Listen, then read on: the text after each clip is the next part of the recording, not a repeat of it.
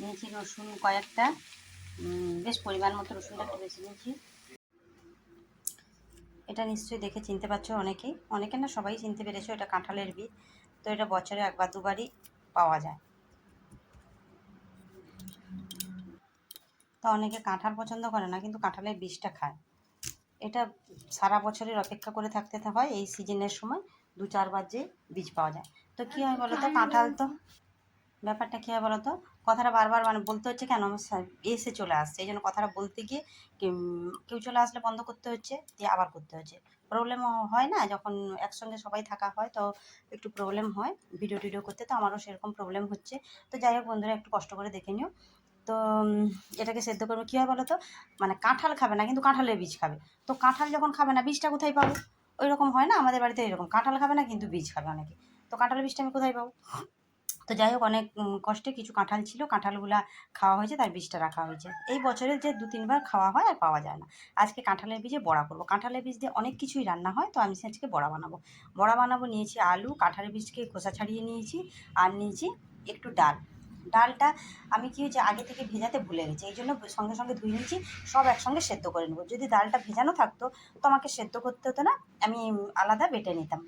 তো যেহেতু আমার ভেজানো নেই আগে থেকে, তো এই কারণে এটা তো এখন বাটা যাবে না, একটু ভাপিয়ে নিতে হবে।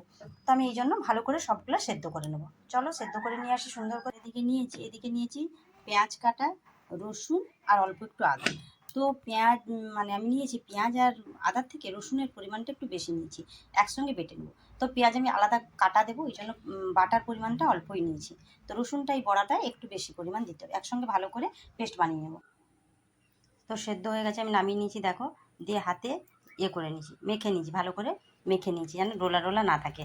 তো একটু ঠান্ডা করতে দিয়েছি, ঠান্ডা হওয়ার পর, কারণ গরমটা তো মাখা যাবে না। আর হ্যাঁ, মানে জলটা ঝরিয়ে নিতে হবে। যদি একবারে পরিমাণ মতো জল দাও তাহলে ঠিক আছে, কিন্তু পরিমাণ মতো তো জল দেওয়া হয় না। একটা ঝুড়িতে ঢেলে, মানে ডালটাও কিন্তু একবারে ঘাঁটা ডালের মতো হয়নি, একটু গোটা গোটা আছে। এর ফলে কী হয়েছে, ঝুড়িতে যখন আমি ঢেলে দিয়েছি তখন জলটা পুরো বেরিয়ে গেছে, শুকনো হয়ে গেছে। এবারে ডালটা থেকে গেছে, আর একটু মানে হয়েছে, তোমাকে যেটা ছোট ছাদা ওই রকম ঝুড়িতে ঢালতে হবে, দিলে জলটা বেরিয়ে যাবে। আর বাকি ওইগুলা ডাল এটা থেকে যাবে।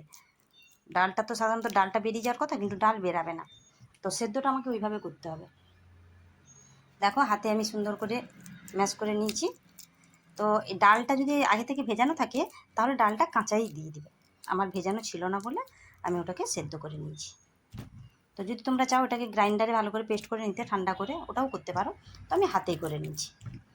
এবার একটা মশলা করে নেব। কড়াই বসিয়ে দিয়েছি, কড়াইয়ের মধ্যে অল্প একটু তেল দেবো, বেশি তেল দেবো না।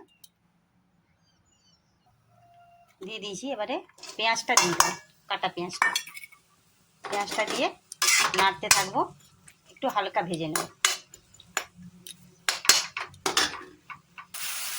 তোমার যখন পেঁয়াজটা ভাজা হয়ে গেছে তখন আমি কী করেছি, ওই যে পেস্টটা বানিয়ে রেখেছি আদা রসুন পেঁয়াজের, ওইটা দিয়ে দিয়েছি। তার মধ্যে হলুদ, একটু লঙ্কা বাটা, তোমরা যদি লঙ্কা বাটা না দাও কাঁচা লঙ্কা কুড়িয়ে করে কুচিয়ে দিয়েছি, তারপর আমি লঙ্কা বাটা দিয়েছি আর একটু হলুদ দিয়েছি। মশলাটাকে ভালো করে ভেজে নেবো।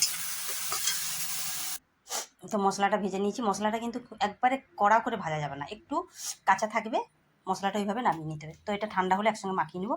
আমি একটা বাটিতে ব্যাটার করব, তার জন্য হচ্ছে বেসন, চালের গুঁড়ো, বেসনের 3 ভাগের 1 ভাগ চালের গুঁড়ো, আর এই যেরকম জল দেওয়া হয় সামান্য নুন দিয়ে ব্যাটারটা করে নেবো। ওই যে লঙ্কার এটা না, সেটা ঝাঁঝটা আসছে। তো ব্যাটারটা ভালো করে মাখিয়ে নেবো। এর মধ্যে একটু গরম তেল দেবো, তো আমি খাওয়া সোডা দিই না, একটু গরম তেল দিয়ে ব্যাটারটা সুন্দর করে নেবো। মাখিয়ে নিয়েছি। তো যদি নুন লাগে একটু নুনটা দেবে। আমি লঙ্কাটা একটু বেশি দেওয়ার জন্য একটু ঝাল ঝাল হয়েছে, তোমরা পরিমাণ মতো লঙ্কা দেবে, তো একটু ঝাল ঝাল ভালো লাগে। তো এটা যদি ব্যাটারে ডুবিয়ে চপের মতো না ভাজতে চাও, এইটার মধ্যে একটু ময়দা দিয়ে দিবে, কিংবা চালের গুঁড়ো। তবে ময়দাটা দিলে ভালো হয়, অল্প একটু, মানে শক্ত করার জন্য, বেশি শক্ত নয়। দিয়ে এটাকে ভেজে নেবে। ছাঁকার তেলে, ডুবো তেলেও ভাজতে পারো, হালকা তেলেও ভাজতে পারো, কোনো অসুবিধে নেই।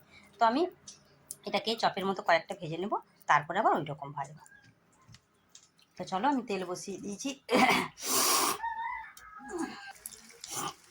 তো দেখো আমি দিয়ে দিয়েছি, একটু উল্টে দেবো, 4টা এরকম ভাজবো, আর বাকিগুলো বেসন দিয়ে ভাজবো। তো দুটোর টেস্টে দুরকম হবেই, কোনো মানে সেটা তো কোনো কথাই হবে না। কেন, একটা চপের মতো টেস্ট হবে আর একটা মানে ইয়ের মতো চপ হবে, বড়া ভাজার মতো। তো ওটাও টেস্ট কিন্তু সুন্দর হবে, দুটো টেস্ট সুন্দর হবে। তো তোমরা দুরকমই ভেবে দেখতে পারো, খারাপ হবে না। আর ডালটা দেওয়ার জন্য আরও সুন্দর লেগেছে। কিন্তু আমি দেখলাম যদি গ্রাইন্ডার পেস্ট করো না একবারে মিহি হয়ে যাবে, তার থেকে যদি হাতে ভালো করে মেখে নাও তো একটু কিছু গোটা গোটা থাকবে, ওটা যে ডালটা মুখে লাগছে না, খুব সুন্দর লাগছে। তো তোমাদের ইচ্ছা যেরকমই করতে পারো। তো ভিডিওটা এখানেই শেষ করছি, নেক্সট ভিডিওর সঙ্গে থাকো। আর লাইক কমেন্ট করো, তো শেয়ার করে দিও যদি ভালো লাগে। তো এইভাবে বানিয়ে খেয়েও একবার। আর নতুন নতুন ভিডিও দেখতে আমার পেজটাকে ফলো করে নিও, ফলো করে রাখো। তো লঙ্কা ঝাঁঝের জন্য আমি ঠিকমতো কথা বলতে পারছি না। তো বন্ধুরা এখানে শেষ করছি, নেক্সট ভিডিও দেখা হচ্ছে, বাই।